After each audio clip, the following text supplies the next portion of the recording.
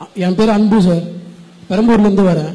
ஒரு 2 இயர்ஸாக உங்களோட அந்த நைட்டு ப்ரீச் பண்ணுறீங்க, அதை பார்த்துருக்கேன். அதனால் இன்றைக்கி ஒரு கேள்வி கேட்கணும்னு ஆசைப்பட்றேன்.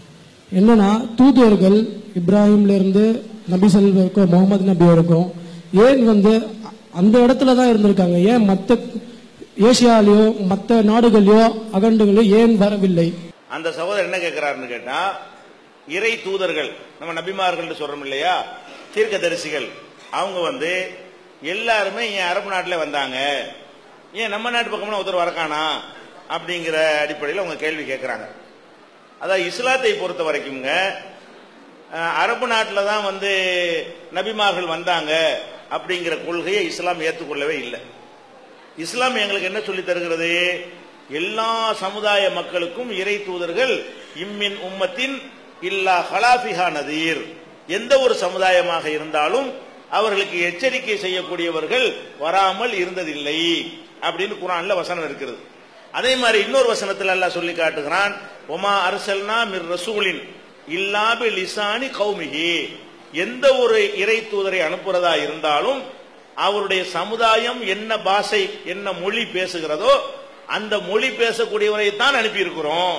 தமிழ் மக்களுக்கு தூதராக தமிழரை தான் அனுப்புவோம், மலையாளிகளுக்கு தூதராக மலையாளி நபியை தான் அனுப்புவோம் அப்படின்னு இஸ்லாம் எங்களுக்கு என்ன சொல்கிறது? எந்த மொழி பேசுற மக்களுக்கு அனுப்புவதாக இருந்தாலும் இல்லாபி லிசானி கௌமிஹி, அந்த மக்கள் மொழியில் பேசக்கூடியவரை தான் நம்ம அனுப்புவோம். அதனால இஸ்லாத்துடைய கொள்கை என்னன்னு கேட்டா, தமிழ்நாட்டுக்கும் இறை தூதர்கள் வந்திருக்கிறார்கள், அவர்கள் தமிழ் மொழியில் தான் மார்க்கத்தை சொல்லி இருக்கிறார்கள்.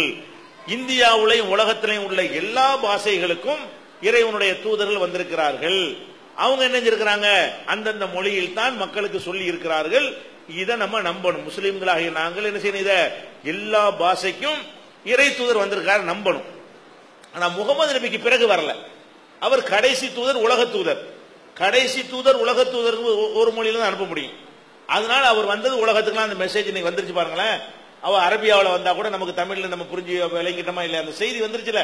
இறைவன் மார்க்கமா இருக்கிற காரணத்தினால அரபு நாட்டுக்கு வந்த செய்தியை நம்ம நாட்டில் என்ன செய்யறோம்? குர்ஆனை படிச்சு விளங்குற அளவுக்கு இங்க வரைக்கும் எல்லாம் கொண்டாந்து சேகத்தான் செஞ்சு விட்டான். நபிகள் நாயகத்துக்கு முன்னாடி எடுத்துக்கிட்டீர்களே ஆனால் எல்லா பகுதிகளையும் வந்திருக்கிறார்கள். என்ன விஷயம்? அவங்க யாருன்னு நமக்கு தெரியல. அதாவது அனுப்பி இருக்கிறது உண்மை. ஆனா இறை தூதர்கள் வந்தா என்ன செய்வாங்க தெரியுமா? இறை தூதருடைய போதனைய தூர எரிஞ்சிட்டு அவரையே வழிபட ஆரம்பிச்சிருவாங்க. இந்த ஷியாக்கள் மாதிரி. ஷியா சொன்ன பக்தி முத்திபை என்ன செய்வாங்கன்னு கேட்டா, அவரையே கடவுள் மாதிரி ஆக்கி என்ன செய்யலாம்? அவர் வேற மாதிரி ஆக்கி பல கடவுளா கூட ஆக்கி இருந்திருக்கலாம். நமக்கு அது தெரியவில்லை. ஏன் அந்த கடவுளா வணங்கக்கூடியவர்கள் கூட தூதர் இருந்தாலும் இருக்கலாம், இல்லாட்டாலும் இல்ல, அதை நம்ம பேசக்கூடாது. ஆனால் இறைவன் தூதர் வந்திருக்கிறார் நம்ம நம்பணும். ஒவ்வொரு பாஷைக்கு நினைஞ்சிருக்கிறாங்க, இறை தூதர்கள் வந்திருக்கிறார்கள், நமக்கு தெரியல அப்படி நம்பணும். இது பேசிக்கான ஒரு விஷயம். அதனால இஸ்லாம் அரபிக்கு தான் இறை தூதர்னு சொல்லவே இல்லை. ஒண்ணு. ரெண்டாவது, இப்ப அரபு நாடு விஸ்தீர்ணம் ஆகி போச்சு. இப்ப சவுதி அரேபியா இல்லாம ஈராக் அரபு நாடுங்கிறோம், ஈரானை தவிர, ஈரான் ஆப்கானிஸ்தானை தவிர அப்படி பாத்தீங்கன்னு சொன்னா எல்லாமே அரபு நாடு. குவைத் அரபு நாடுங்கிறோம், துபாய் அரபு நாடுங்கிறோம், அப்படியே எல்லாத்தையுமே நம்ம அரபு நாடு இப்ப சொல்லிட்டு இருக்கிறோம். ஆனா அரபு நாடுங்கிறது இந்த மக்காவை சுத்தி உள்ள பகுதி இருக்க, அதுதான் நபிகள் நாயகம் காலத்தில் அரபு நாடு. அதுக்கு முன்னாடி அரபு நாடு. அதுக்கு முந்தின காலத்துல எல்லாம் ஈராக்குடைய மொழி என்ன கிடையாது. ஈராக்கு, பாலஸ்தீன், ஈஜிப்ட்லாம் இருக்க, அதனுடைய மொழி என்ன இல்ல, அரபி கிடையாது. அங்க இறை தூதர்களுக்கு அரபி தெரியாது. எங்க இறை தூதர்களுக்கு இந்த பாலஸ்தீன் பகுதியில் வந்தாங்களே, இப்ப உதாரணமா இப்ராஹிம் சொல்றோம், ஆபிரகாம்ங்கிறோம். இப்ராஹிம்ங்கிற ஒரு அரபி மொழியா? அவருக்கு அரபியே தெரியாது. இப்ராஹிம்ங்கிற வார்த்தை அரபி வார்த்தை இல்ல.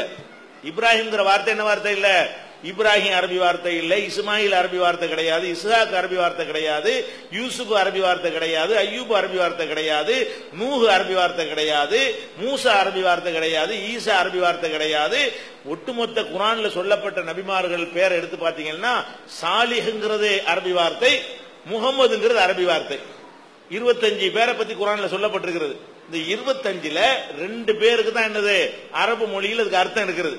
மீது 23 பேரும் அந்தந்த பகுதியில் என்ன மொழி பேசினார்களோ அந்த மொழிக்கு உள்ள ஆள்கள். இப்ராஹிம் ஒருத்தர் பேர் வச்சிருப்பார், அர்த்தங்களுங்க அவர் சொல்ல தெரியாதுங்க. அது இப்ராஹிம் நபி எந்த பாஷை பேசினாங்களோ, எந்த மக்கள் அனுப்பப்பட்டாங்களோ அந்த பாஷையில ஒரு நல்ல அர்த்தமா இருந்திருக்கும். அந்த பாஷையும் இப்ப இல்ல, அந்த அர்த்தமும் எங்களுக்கு இல்ல. ஆளு நல்லவருங்கிற அவரை பத்தி பேசப்படுது, அவர் ஒரு இறை தூதருங்கிறதுக்காக வேண்டி அவரை பத்தி பேசப்படுது, நம்ம நம்புறோம். அதனால குர்ஆன்ல சொல்லப்பட்டிருக்கிற நபிமார்களை எடுத்துக்கொண்டால் கூட அவங்க எல்லாம் வந்து ஈராக்ல வந்திருந்தாலும் அப்ப ஈராக் அரபு நாடு கிடையாது. விளங்குதா? ஈஜிப்ட்ல மூசா நபி, ஈசா நபி, இந்த மூசா நபி எல்லாம் ஈஜிப்ட்ல வர்றாங்க, எகிப்துல வர்றாங்க. எகிப்து அரபு நாடு கிடையாது.